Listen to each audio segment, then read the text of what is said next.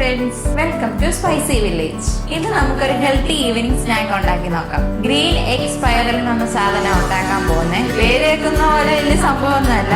മുട്ട വെച്ചാൽ നമ്മളത് ചെയ്യുന്നത്. ഈസി ആയിട്ട് ഉണ്ടാക്കിയെടുക്കാവുന്ന സാധനമാണ്. അതെങ്ങനെയാണെന്ന് നമുക്ക് നോക്കാം.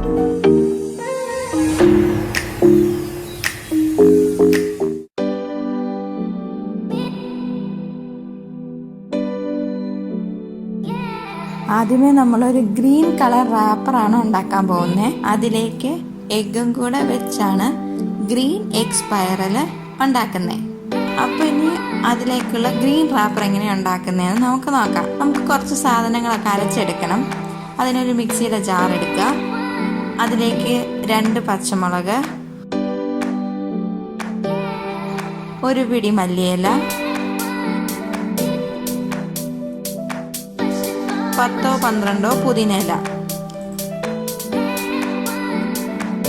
ഇത് നന്നായി പേസ്റ്റ് പോലെ അരച്ചെടുക്കണം. ഇപ്പൊ നമ്മൾ പേസ്റ്റ് പോലെ അരച്ചെടുത്തിട്ടുണ്ട്. ഇനി നമുക്കിതൊരു പാത്രത്തിലേക്ക് മാറ്റാം.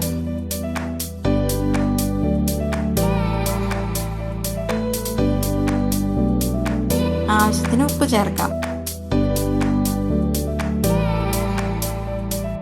ഇനി അതിലേക്ക് ഗോതമ്പ് പൊടിയും കൂടെ ചേർത്ത് നന്നായിട്ട് മിക്സ് ചെയ്തെടുക്കണം.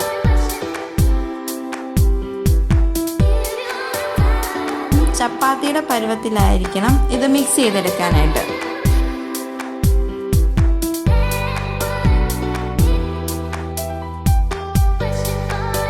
ഇനി ഇതിലേക്ക് 2 ടീസ്പൂൺ കറുത്ത എള്ളും കൂടെ ചേർത്ത് ഒന്നും കൂടെ നന്നായി കുഴച്ചെടുക്കുക.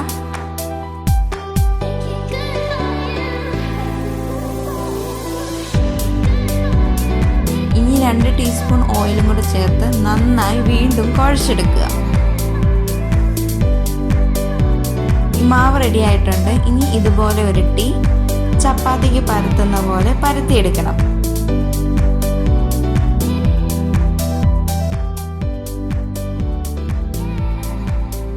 ഒരുപാട് നൈസായി പരത്തേണ്ട ആവശ്യമില്ല.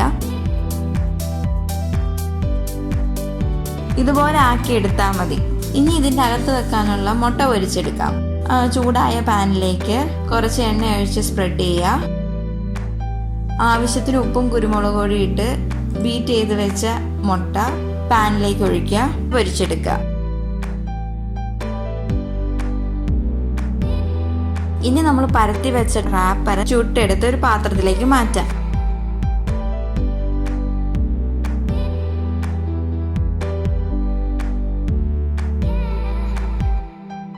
ഇനി നമുക്ക് നമ്മുടെ റാപ്പർ 2ആയിട്ടൊന്ന് കട്ട് ചെയ്യാം.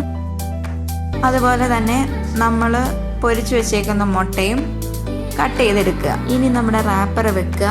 അതിൻ്റെ മുകളിൽ നമ്മൾ മുറിച്ച് വെച്ചേക്കുന്ന മുട്ട വെക്കുക. കുറച്ച് കെച്ചപ്പ് ഒഴിക്കുക. എന്നിട്ട് നന്നായിട്ടൊന്ന് സ്പ്രെഡ് ചെയ്യുക.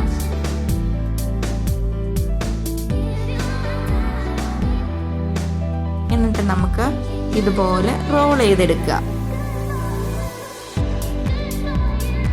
അപ്പോൾ നമുക്കൊരു സ്പൈറൽ ഷേപ്പിലായി കിട്ടിയിട്ടുണ്ട്. ഇനി നമുക്കൊരു ബട്ടർ പേപ്പർ വെച്ച് റോൾ ചെയ്തെടുക്കാം. ഇല്ലെങ്കിൽ ഇത് തുറന്നു പോകാൻ സാധ്യതയുണ്ട്.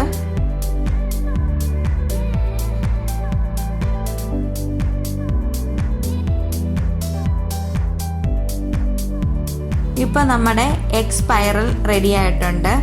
ഇതുപോലെ നമുക്ക് ബാക്കിയുള്ളതും കൂടെ റോൾ ചെയ്ത് റെഡിയാക്കി എടുക്കാം. വീഡിയോ എല്ലാവർക്കും ഇഷ്ടപ്പെട്ടെങ്കിൽ ലൈക്ക് ചെയ്യണം, ഷെയർ ചെയ്യണം, സബ്സ്ക്രൈബ് ചെയ്യണം. അടുത്ത റെസിപ്പി ആയിട്ട് വരുന്നവര് ബൈ.